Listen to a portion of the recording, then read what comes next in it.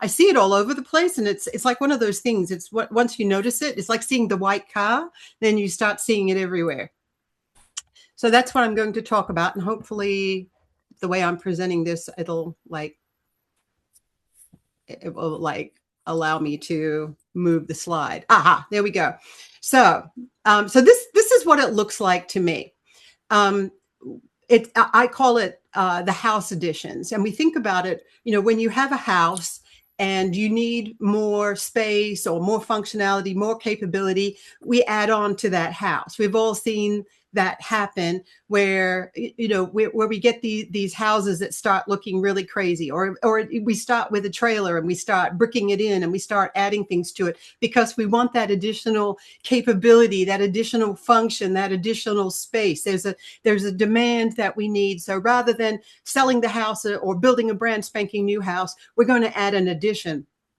And so we see that with service management as well, only it's adding new channels. We want a portal so people don't have to call us, so that they can log a ticket online. Now we want the chat bot because AI is a thing, right? We add all of these things incrementally over time, and a lot of the time we're not looking at it holistically. So in service management, what we don't need is a bunch of additional rooms and added all over. We need something that has an actual purpose and a blueprint. So, all right, so I'm calling it the patchwork architecture. And I wrote this when I wrote this article. This was one of those annoyed articles that I wrote at 4 o'clock in the morning, because for some reason that's when I start writing articles, because I think my brain starts there's like this little mental typewriter thing that's going on. And so I started thinking about it when I wrote this article, and I will speak the use case that generated this a little bit later. But we add these things because we're trying to solve an immediate customer contact issue. And sometimes we're being driven by an executive. I went to a conference and I saw AI. I want AI and I want it right now. Well, let's look at a new tool that has no. Just they demoed this thing. I want this thing. So what we end up with is it's disjointed, kind of like the house with the additions. The rooms don't flow, the functionality doesn't flow. Well, with service management, we end up with these isolated workflows that don't work together. And the outcome is each of the additions in and of itself makes sense, but the overarching experience for the customer, it stinks. And that's what we've done to them. And that is the experience that I had quite recently. And our goal, and we hear about this a lot. You'll see it, in articles. You'll see it on the vendor floor. We talk about omni-channel, but oftentimes what we end up with is not omni-channel. Sometimes we'll even call it omni-channel, but really what we have is multi-channel silos, and it's distinct contact channels. With the result that, and we've all experienced it when you've called in for customer service, for your credit card or for anything else, having to repeat information over and over again. And what you don't have is a seamless customer experience where I may have had a chat, I may have logged a ticket, I may have made a phone call, and every one of those contacts has all of that information that I already provided. And that's not the experience that most customers have, because what we don't have is a true omni-channel experience. We have multi-channel silos. So here's my case study. Here's what happened to me. So I come by my silver hair honestly. I reached the ripe old age of 65 this year, last month. Yeah, last month was my birthday. And as a result, I had to sign up for Medicare.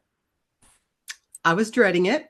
I didn't think I had to, because my husband has TRICARE. He's a military retiree, but it's mandatory if you have TRICARE that you have to sign up for Medicare. So I got online, did all my research, got online, did my application. It was pretty seamless. It was easy. And then because I am foreign born, even though I am a citizen, apparently I had to prove it.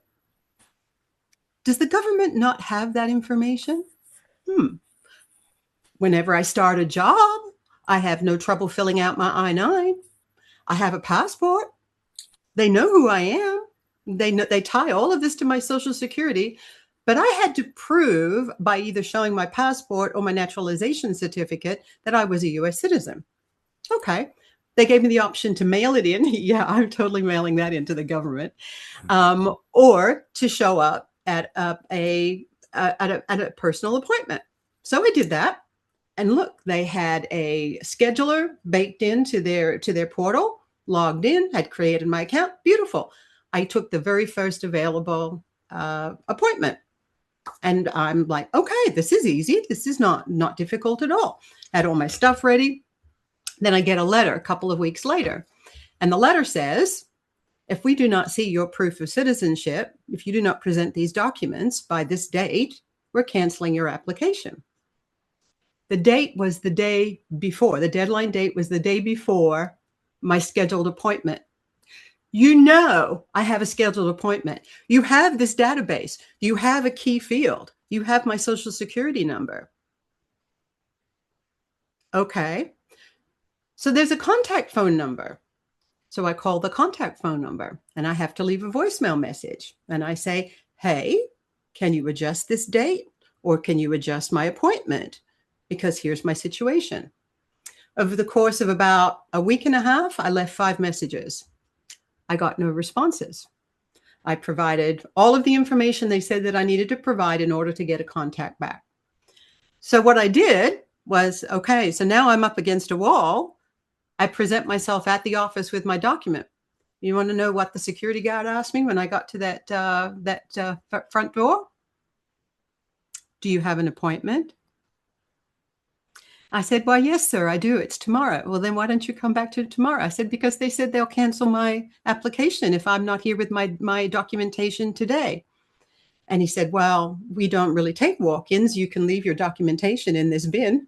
And I said, no, I can't. So after several minutes of conversation, he took pity on me and I was allowed to come in and wait. And I waited for 5 hours. And I didn't dare go to the restroom because the numbers that they give you that come up on the wall, they're not in any kind of sequential order. So you don't know when your number is coming up. And sure enough, I finally had to go to the restroom. Came out of the restroom and the security guard says, is your number blah, blah, blah? And I said, yes, sir.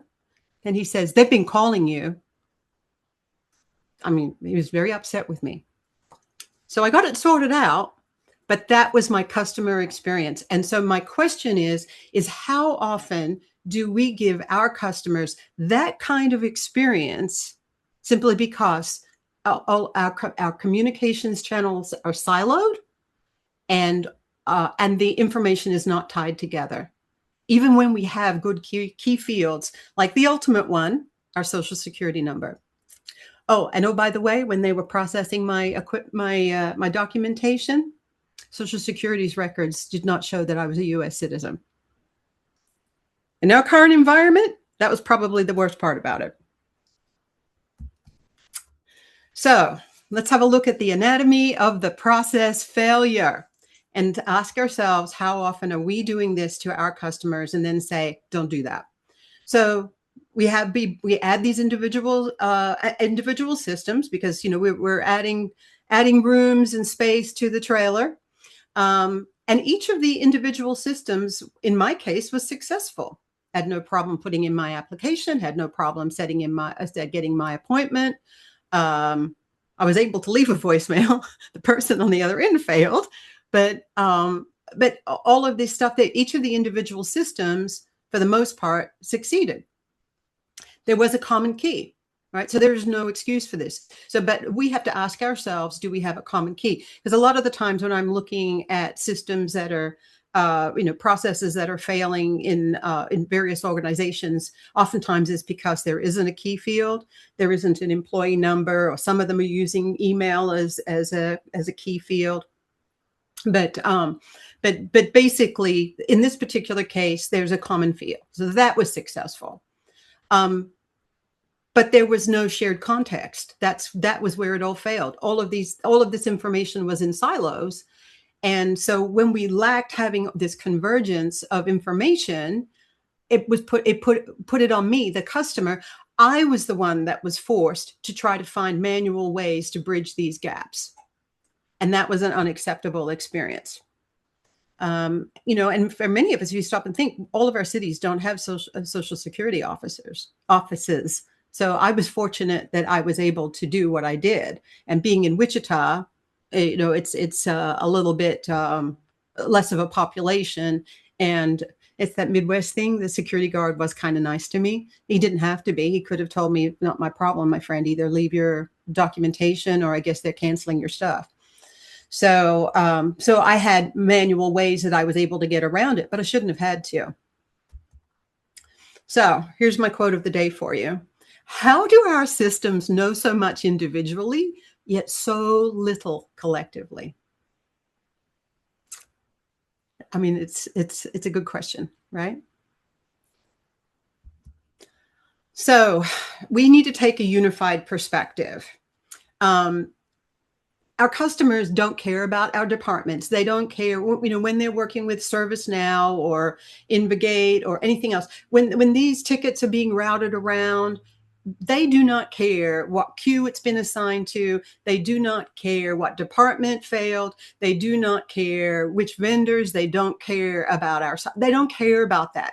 What they're interacting with, what they see, is a single brand. In my case, I was dealing with the Social Security office. That was a single brand. And that's all I should have had to have been dealing with, right? It's the same with us. When they're calling IT or they're reaching out to IT, they're not, "Oh, well, the service desk did this, and so the escalations team did that, and network did that, and oh, it's sitting over in application development's queue. Oh, it's waiting." They don't care. Nor should they have to, right? They're dealing with a single brand. And every time they have to repeat that information, I mean, you think about it. You call about your credit card and you give them your name, your social security number, your account number, your date of birth, whatever it is that you have to give it. And then you get to a real person and you have to do it all over again, right? Why? I already authenticated who I was. Your system should be able to see that I've already authenticated myself. And so we ask ourselves in IT, how often are we doing that to people? And clearly it's not the right thing to do. So I created this thing at 4:00 in the morning, called the 4 Pillars of Convergence. And I know this is not intended to be a real long presentation, so I won't go over this in too much detail. But basically what I'm saying is the workflows should be integrated, right? We shouldn't have these fragmented layers. The goal is to have experience-based architecture, right? Architecture that is built with the user's experience in mind. And then so then the next silo is the context. Well, it shouldn't be lost on transition, but it is. If it's in silos, it needs to persist across the journey. That's the goal. So I've got this information from you. I've got these multi-channels. All of that context should continue. And then the data's got to be right. I've been a freaking U.S. citizen for 25 years. I work. I pay my Social Security. You brought me up on your Social Security data. I get my report. I'm a citizen. Why were your records showing that I wasn't a citizen? And then our customers should not have to be a manual bridge between our dysfunctional silos of information. It's not on them to create an experience that gets them from point A to point B. That's on us. And are we doing it? So here's your 90-day challenge. One challenge. I would like to challenge you over the next 90 days to select one of your customer-facing processes. And I want you to trace its path across every contact center, every contact channel that you have in your contact center or your IT department, whatever the environment is that you're looking at. And my challenge to you is to identify every place where your customers are having to duplicate their inputs, where there are conflicting system rules, like AKA, I'll let you set up an appointment for this date, but your deadline is a day earlier without telling you. That could be your SLA dates. It could be your due dates. Are you saying if you don't approve this request by Sunday at 5 p.m., knowing darn well that you don't work on the weekends, I'm going to cancel your ticket. Are you doing that to people? And then your points where your customers are becoming the manual bridge. And then when you come up with your fix, do not fix it with a new tool. Resolve it through converging the tools that you have. Find the fix, find the integration. All right, so let's eliminate friction.